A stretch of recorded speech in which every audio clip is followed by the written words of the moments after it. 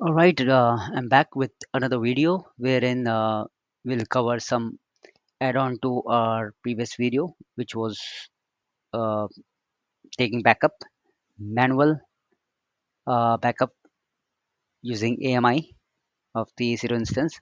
However, going for the manual AMI backup is like a cumbersome process, so it is not every time possible to go ahead and take the manual backup. Don't you think that it should be automated in such a way that whenever it goes down, whenever we terminate or stop it, there should be one instance up and running, and that should have the same configuration and data structures? So to fix that issue, we also have something called ASG, or scaling group, where we can define the desired capacity, and we'll walk you through the same. Let's go ahead and go back to your auto scaling page.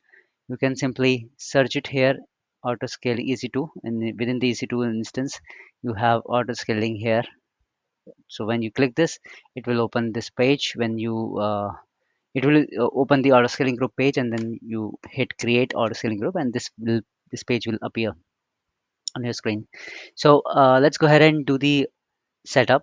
Test ASG, I have named it like this, and I have already created a template. Just to save time, let me show you how you can do it. Create launch template. So what I did is I just named it like this, and I scrolled down, and I have taken the AMI that is currently in use. So in our last video we have created this test AMI that also has the file that we created within the instance, and I have customized it like t2.micro, whatever I have uh, I've had in my previous instance. I did the same configurations here, and then create launch template. So it created the template for me, and I just refreshed it and selected this template. All right. So this is the version one. You don't have to do anything else. And let's say hit next, and then on the VPC section you will have to select. I've already selected this up for you just to save time. So click next. We won't use any load balancer. You can also use the load balancer. It's the optional thing for this video. I'm gonna skip it. So this is the main thing, although it is optional, but worth to mention it. So like I said, desired capacity is what and how many instances you want to run at a time, and minimum is like if you have two instances, at least one should serve the page web application, and one should be up and running. And you can have maximum desired capacity. It can be equal to the desired capacity, or it could be more than that. Okay, so I'm going to select one for now in all three, and I'm not going to choose any scaling policies. You can have the scaling policies based on the metrics and the target value, so you can adjust the settings like that. But I'm gonna skip it for now. No policy. I'll say next. Notifications, I'll skip for now. Tags, I'll again click next, and I'm gonna create auto scaling group. So the auto scaling group is now updating capacity, and let's see if I go ahead and click this. It is currently being provisioned. I believe it is not yet ready. Let me go back. Status is blank. So in the instance management, what we can do, we already have one instance provision by this auto scaling group, since we have marked desired capacity as one, right? So if I go to instance here, there must be two instances running. See, one was created in our previous video, which I can terminate right away, and the another one is created by auto scaling group because we have set the desired capacity as one. So it is taking the AMI that has all the configurations, all the data structures. We have used that AMI to to allow autoscaling group to provision instances for us. But what's going to happen if this instance goes down, which was provisioned by autoscaling group? So that's what I just wanted to show you. See, it is healthy now, and life cycle it is in service. That means it is already registered here with the autoscaling group in the instance management. What you can do, either you can come here and say detach, okay, or else you can terminate this instance. and let's see what it does when we terminate this instance. So for now, if you want me to log in and show you the same file, I believe it should be there.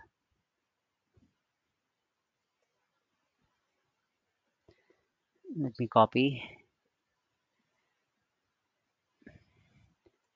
ubuntu at the rate ib, and we'll browse the key like that. Open. Okay, I'm in. I'll do ls. I'll do test file to be restored. So this is what we already have seen in our last video. So I'm not going to keep this session for now, or let's keep it, and let's go ahead and terminate this instance. Let's see what it does. See the magic of auto scaling group. So if it goes down, or if it somehow crashed, so instead of making forcefully crashing it, I just terminated it just to save time and show you what it does. At the same time, I'll come here and refresh this as well on the auto scaling group.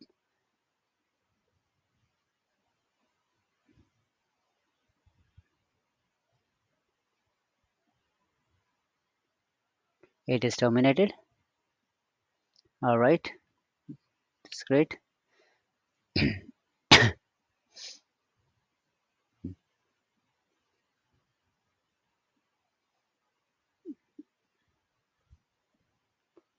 Let's wait.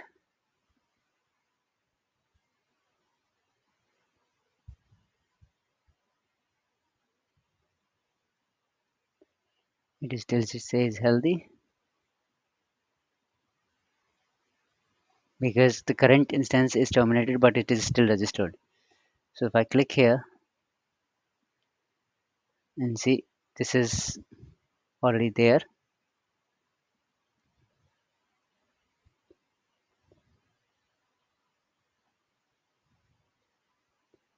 It says in service. Let's refresh it.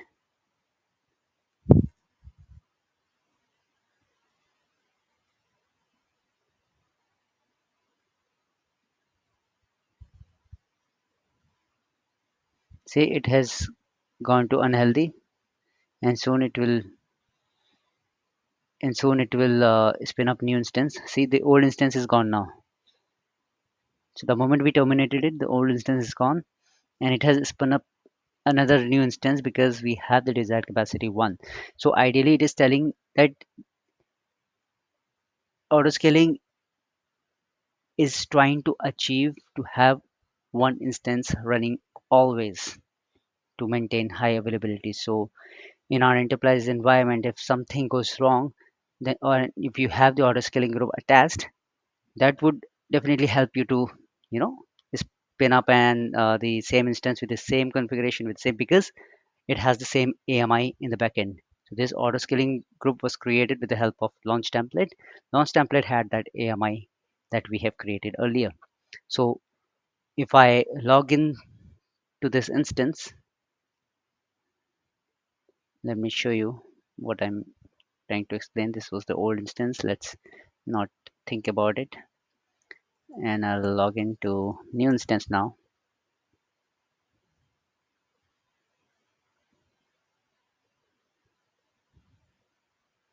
All right, and now I'll do ls. I still have that, and I still have the files running. So that's the magic of auto scaling group. This will help you to always have one instance running which you want which you want in every time that should be running always. So it will help you to maintain the high availability, and it will recover if any disaster happens.